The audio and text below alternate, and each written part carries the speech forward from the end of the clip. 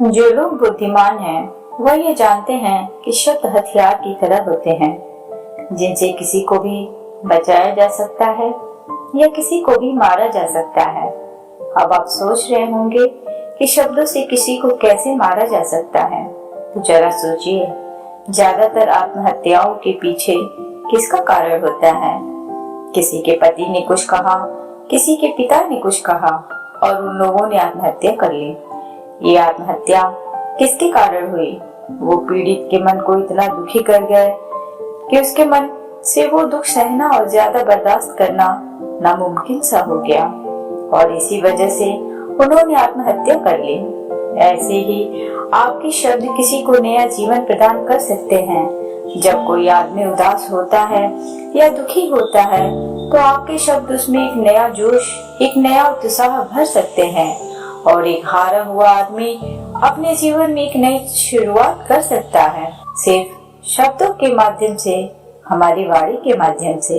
तो अब तक आप ये तो समझ ही गए होंगे कि हमारे शब्द हमारे जीवन को किस तरह निर्धारित करते हैं, शब्दों में कितनी ताकत होती है और किसी से बात करते वक्त हमें कितनी सावधानी से अपने शब्द सुनने चाहिए।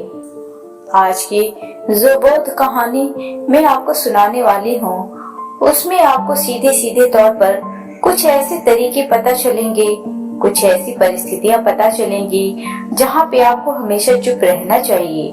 कुछ परिस्थितियों में अगर आप कुछ नहीं बोलेंगे तो वही आपके लिए सबसे ज्यादा बेहतर होगा। इससे पहले कि आप इस कहानी में खो जाएं, इस चैनल को सब्सक्राइब जरूर कर लें। तो चलिए कहानी को शुरू करते हैं। एक बार की बात है, एक युवा लड़का एक बार बौद्ध भिक्षु के पास पहुंचा। वो काफी परेशान लग रहा था और उसने बौद्ध भिक्षु से जाकर पूछा कि हे महात्मा, मैं अपने आप से परेशान हूँ, अपने आप से दुखी हूँ। बाहरी रूप से मुझे कोई दुख नहीं है, मैं धन धान्य से संपन्न हूँ, मुझे कोई शारीरिक रोग भी नहीं है, लेकिन मैं खुद से परेशान रहता हूँ, अपने मन से परेशान रहता हूँ। अक्सर मेरी बातों को कोई भी दोस्त गंभीरता से नहीं लेता है और ना ही मेरे परिवार के लोग मेरी किसी बात को गंभीरता से लेते हैं। मैं जो कुछ भी सलाह देता हूँ या तो वो उसे मजाक में उड़ा देते हैं या फिर उसे गंभीरता से लेते ही नहीं। मेरी बातों को कोई गंभीरता से क्यों नहीं लेता है? क्यों मेरी बातों पर कोई अमल नहीं करता? क्यों मेरी बातों में कोई रुचि नहीं दिखाता? क्या कारण है? कृपया मुझे बताने का कष्ट करें और मेरे मन के इस दुख को दूर करें। यह सुनकर बौद्ध भिक्षु ने कहा, आज सुबह मैं चालित ध्यान करके वापस आ रहा था। रास्ते में कुछ कौवे काव काव कर रहे थे और वहीं पर जब मैं चलता हुआ कुछ दूर आया तो मुझे एक मोर की मधुर आवाज सुनाई दी। ये सुनकर अचानक मेरे मन में ख्याल आया कि कौवे कितना काव काव करते हैं, कितना बोलते रहते हैं, लेकिन कोई भी प्राणी कौवे की आवाज को पसंद नहीं करता। मोर हमेशा सही परिस्थिति के हिसाब से बोलता है। जब भी बारिश होने वाली होती है और बादल गरजते हैं और बारिश होने की आशंका होती है, ऐसे में मोर अपनी मधुर आवाज में गाता है जो सभी को प्रिय होता है, सभी को अच्छा लगता है। ऐसे ही अगर इंसान सही परिस्थिति के हिसाब से सही शब्द बोले, सही वाणी बोले, तो वही वाणी दूसरों के लिए संगीत हो जाती है, संगीत बन जाती है और दूसरे लोग तुमसे सम्मोहित हो जाते हैं और वहीं पर तुम्हें सब लोग गंभीरता से लेने लगते हैं। और दूसरी तरफ अगर तुम यूं ही बेफिजूल ऐसे ही बोलते रहते हो, बिना किसी बात के बोले जाते हो, तो फिर तुम्हें कोई गंभीरता से नहीं लेता। तुम उस कौवे की भांति हो जाते हो जिसकी वाणी कोई पसंद नहीं करता और बाद में तुम्हें दुख होता है कि तुम्हें कोई गंभीरता से क्यों नहीं लेता। इसीलिए अपने शब्दों को बेहद बुद्धिमानी के साथ इस्तेमाल करना सीखो। अगर तुम नहीं सीखोगे तो समाज में कोई तुम्हें सम्मान या कोई गंभीरता से नहीं लेगा। यह सुनकर वो युवा लड़का बोला कि हे महात्मा, मैं जानता हूँ कि मैं ज्यादा बोलने की बीमारी से ग्रस्त हूँ, मुझे इतना नहीं बोलना चाहिए, लेकिन मैं अपने आप पे काबू नहीं रख पाता। और ना ही मैं इतना बुद्धिमान हूँ कि मैं अपने शब्दों को नाप तोल कर बोल सकूं। मैं तो किसी से बात करते वक्त इतना सोचता भी नहीं कि मुझे अपने शब्द किसी तरह इस्तेमाल करने हैं। कृपया करके कुछ ऐसी परिस्थितियां बता दीजिए जहां पर मुझे कम बोलना है या फिर बोलना ही नहीं है, हमेशा चुप रहना है। अगर आप मेरा ऐसे मार्गदर्शन कर सकते हैं तो मेरा जीवन आसान हो जाएगा और मुझे ज्यादा दिमाग या अपनी बुद्धि लगाने की भी जरूरत नहीं पड़ेगी। यह सुनकर बौद्ध भिक्षु ने मुस्कुराते हुए कहा कि बेटा, वैसे तो इंसान को हर परिस्थिति में सोच समझकर ही बोलना चाहिए, लेकिन अगर वो हमेशा होश में नहीं रह पाता है, ध्यान में नहीं रह पाता है, तो मैं तुम्हारे दैनिक जीवन की कुछ ऐसी परिस्थितियां बता रहा हूँ जहाँ पर तुम्हें हमेशा चुप रहना है। अगर तुम ऐसी जगहों पर कुछ बोलोगे तो तुम्हारा अपमान ही होगा या फिर तुम्हें कोई गंभीरता से नहीं लेगा। सबसे पहली जगह है या यूं कहे कि ऐसी परिस्थिति जहाँ पर इंसान को हमेशा चुप रहना चाहिए, वो है जब किसी ऐसे विषय के बारे में बातचीत हो रही हो जिसके बारे में आपको कोई जानकारी ही नहीं है। तो ऐसी परिस्थिति में व्यर्थ में बीच में टांग अड़ाना, अपना ज्ञान देना, व्यर्थ का ज्ञान आपको कुछ पता नहीं है लेकिन फिर भी आप अपना ज्ञान देने के लिए उत्सुक है, तो ऐसी जगह पर आपका अपमान ही होगा। जरा तुम खुद सोचो, जब कोई बीमार आदमी अपनी बीमारी के बारे में चर्चा कर रहा हो और आपको उस बीमारी के बारे में कोई भी ज्ञान नहीं है, लेकिन फिर भी आप व्यर्थ में बेकार में उसे ऐसी ऐसी औषधियां बता रहे हैं जिनका उसकी बीमारी से कोई तालमेल ही नहीं है, तो ऐसे में आप अपनी प्रतिष्ठा अपने हाथों से खो रहे होते हैं और आपको पता ही नहीं होता। ऐसी परिस्थिति में आदमी को हमेशा सुनना चाहिए। ध्यान से सुनना भी एक कला होती है।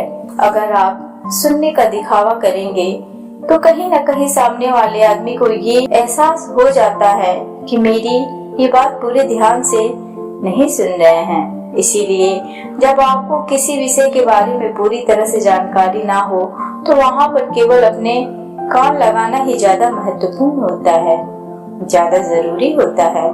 आप उस इंसान की बातें ध्यान से सुन सकते हैं और इसी बीच आप दोनों के बीच एक संबंध पैदा होगा और वह संबंध सच्चा होगा क्योंकि आपने उसके बात को बड़े ही ध्यान से सुना है और इस बात का पता सामने वाले को भी होता है। तो हम बिना कुछ बोले सिर्फ सुनने मात्र से किसी को अपना दोस्त या अपना मित्र बना सकते हैं। इस बात को हमेशा ध्यान में रखना। दूसरी जगह जहाँ इंसान को हमेशा चुप रहना चाहिए वो है खाना खाते वक्त। खाना इंसान को हमेशा चुप रहकर खाना चाहिए, मौन रहकर खाना चाहिए।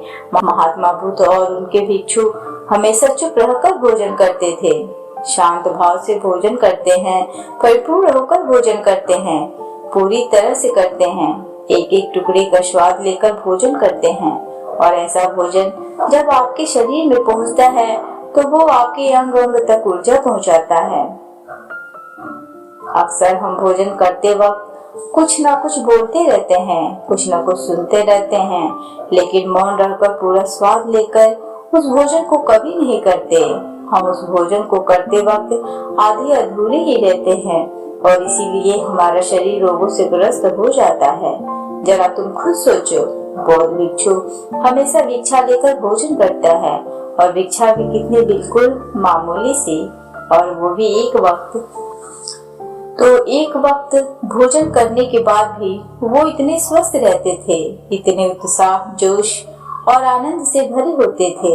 और हम तो इतना खाना खाते हैं, इतनी सारी भोजन की सामग्री हमारे लिए उपलब्ध होती है, लेकिन हमारे शरीर में कोई ऊर्जा नहीं होती।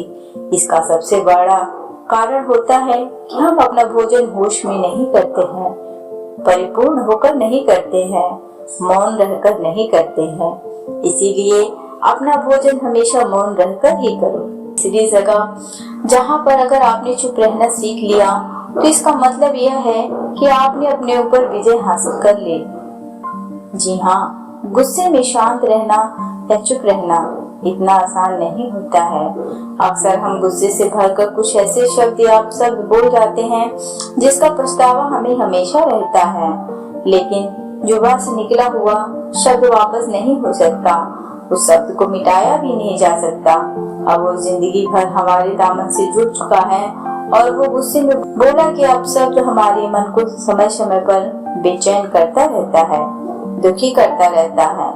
लेकिन गुस्से के वक्त चुप रहना सीखना भी एक बहुत बड़ी कला होती है। गुस्से में आदमी का अपने ऊपर काबू कहाँ रहता है, अपने इंद्रियों को वश में कहाँ रख पाता है। इसीलिए इस कला को आप तभी सीख सकते हैं जब आप गुस्सा भी होश में रहकर कर पाए। जब भी आपको गुस्सा आए, आपके दिमाग में सिर्फ एक ही बात आए कि मुझे चुप रहना है, मुझे किसी से कुछ गाली गलौज नहीं करना, किसी को कोई अपशब्द नहीं बोलना। और जब ये विचार गुस्से के साथ जुड़ जाता है और धीरे धीरे ये आदत बन जाता है, तो आप अपने गुस्से को भी काबू में करना सीख जाते हैं। जब भी कभी गुस्सा आए तो किसी को कुछ बोलने की बजाय कुछ शारीरिक व्यायाम करना शुरू कर दो। उछलना, भागना, दौड़ना, जिम करना, कुछ भी आप ऐसा व्यायाम कर सकते हो जिसमें आपका शरीर थक जाए। आप पाएंगे कि जब आपका शरीर थक जाता है तो आपका मन भी शांत हो जाता है। आपने उस गुस्से की ऊर्जा को एक सकारात्मक रूप दे दिया और यही बुद्धिमान व्यक्ति की पहचान होती है, जो दूसरों के तानों से भी अपना घर बना लेता है, अपनी कामयाबी के रास्ते निकाल लेता है। वही सच में बुद्धिमान आदमी है। जो जहर को भी दवा बनाकर इस्तेमाल करना सीख जाए, वही असली बुद्धिमान होता है। चौथी जगह जहां आप चुप रहेंगे तो आपके लिए वही सबसे ज्यादा बेहतर होगा, वही आपको सम्मान दिलाएगा। चौथी जगह है जब चार लोग आपस में बैठकर बातें कर रहे हों, कोई बैठक कर रहे हों, तो वहां पर जब चार लोग बात कर रहे होते हैं तो चारों लोग एक साथ तो बात कर नहीं सकते।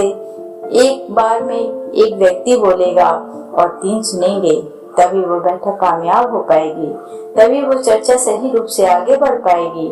लेकिन अगर कोई आदमी ऐसा बैठा हुआ है जो बीच में ही दूसरे की बात काटकर अपनी बात को ऊपर रखना चाहता है, तो ऐसे में वो चर्चा या वो बैठक आपको कहीं नहीं पहुंचाएगी और चारों लोगों के बीच आप सबसे मूर्ख कहलाओगे।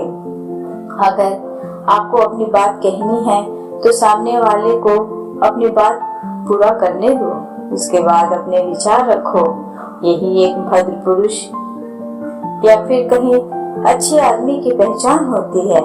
और आखिरी जगह, अगर हमारे माता पिता हमें कुछ कह देते हैं, हमारे बड़े बुजुर्ग हमें किसी बात पर डांट देते हैं या हमें थप्पड़ भी मार देते हैं, तो ऐसी जगहों पे आपका चुप रहना ही उनके प्रति सम्मान दिखाएगा, उनके प्रति आदर का भाव व्यक्त होगा।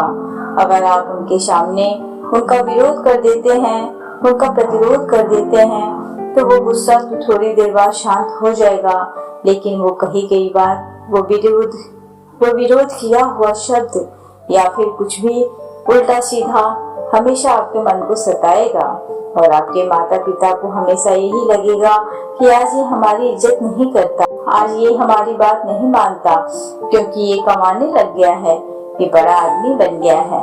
ऐसी ऐसी बातें उठेंगी, ऐसे ऐसे तंज कसे जाएंगे। इसीलिए ऐसी जगह पे आप मौन रहें, चुप रहिए, कुछ मत बोलिए, अपने गुस्से को अपने अंदर ही पी लीजिए, कुछ व्यायाम कर लीजिए, भाग लीजिए, दौड़ लीजिए, आपका मन अपने आप शांत हो जाएगा।